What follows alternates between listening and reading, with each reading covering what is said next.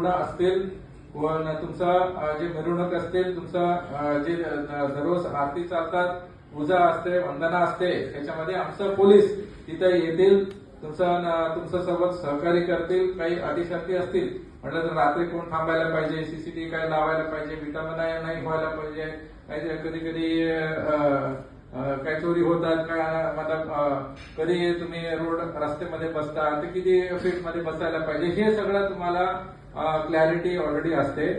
ते तुम्ही आमचा जे बीट अधिकारी असतील, ठाणेदार असतील, ते इथं येतील आणि तुम्हाला मार्गदर्शन करतील. आम्ही पॉझिटिव्हली करणार आहे, कोणाच्या वरती कारवाई करायला पाहिजे, कोणाचा बंदी करायला पाहिजे, असं काही आमचा हेतू नाहीये. ठीक आहे.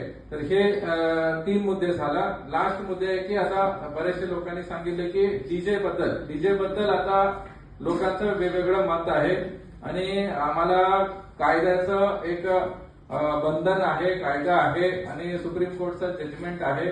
हायकोर्टनेही हे खूप सिरियसली घेतलेले, वारंवार प्रत्येक जयंतीनंतर आमच्याकडून रिपोर्ट घेतात. आता आम्ही सोलापूर जिल्हे पहिला जिल्हे आहे जी पूर्ण डीजे डॉल्बी हे बंदी केलेली आहे.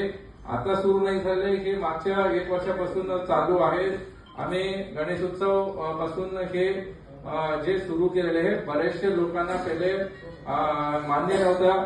बरेचशे लोकांनी सांगितले की नाही आम्हाला 10 वर्षापासून आम्ही करतो, गणेशोत्सव आम्हाला मोठ्या प्रमाणामध्ये करायचं असते. आता नंतर उरुस आला, नंतर क्रिसमस, न्यू इयर हे गेले, नंतर शिवजयंती आलं, शिवरात्री आले, संभाजी महाराज जयंती आले, होळी आले. हे प्रत्येक जयंतीमध्ये सगळ्यांनी सोलापूर जिल्ह्यामध्ये सगळ्यांनी आम्हाला सहकार्य केलेले आहे.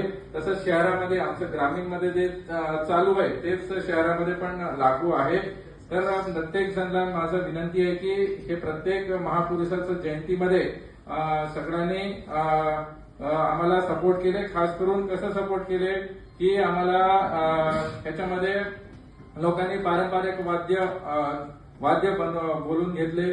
त्यांनी सांगितले डीजे वगैरे नको. त्यांनी सांस्कृतिक कार्यक्रम घेतले. काही लोकांनी वृक्षारोपण केले आणि जे मिरवणूक जेव्हा काढतात तेव्हा बरेचसे मिरवणूकमध्ये आम्ही बघितले की बिलकुल कोणी दारू पिऊन आले नाही. त्यासाठी महिला आले, मुलं आले, जे वयस्कर लोक असतात त्यांना बरेचसे चांगला अनुभव झाला की नाही जयंती पण चांगल्या प्रमाणे होऊ शकतात.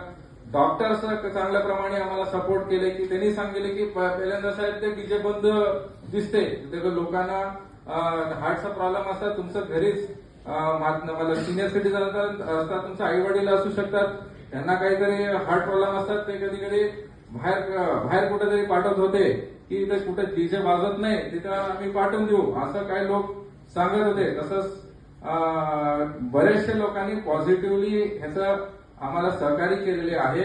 तेच तुम्हाला विनंती, आम्ही काही ठिकाणी पोलीस बँड दिले की तुम्हाला पोलीस बँड पाहिजे, त्याचा शोभा असते, त्याचं गाणे चांगले असतात आणि त्याच्यासाठी जे छोटे स्पीकर्स आहेत. तरी हे तुम्हालाही सांगतो की आता बिना स्पीकर्स आता बरेचसे तुमचं 200-300 लोक असतात तेव्हा ते काय लोक सांगतात की पाठीमागच्या लोकांना ते ऐकू येत नाही वगैरे. तर ते आम्ही हे धाराशिवमध्ये पण केलेले आहे. ते सगळं रिस्टर परमिशन घेऊन तुम्ही जे छोटे स्पीकर्स आहे ते छोटे स्पीकर्स लावा. तुम्ही बिलकुल ते 1 टॉप 2 टॉप 2 बेस हे सांगून मोठे स्पीकर्स लावतात. आम्ही ते आतमध्ये चेक केले, मोठे डीजे. ते आमचा अनुभव सांगतो, तुमच्याकडून काय अपेक्षा आहे तेही सांगतो. ठीक आहे, तुम्ही ते अनुसार तुम्ही आम्हाला सहकार्य करा. आम्ही कुठं तुमचं मिरवणूक असतील, तुमचं पूजामध्ये, तुमचं ह्याच्यामध्ये आम्ही कुठेही अडथळा आणणार नाही. तुम्हाला काही गुन्हा दाखल करा, हे करा, काही करणार नाही.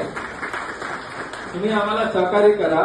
तुम्ही मला छोटा स्पीकर, एक बेस, एक टॉप, मला ते 70 डेसिबलचा आतमध्ये असायला पाहिजे.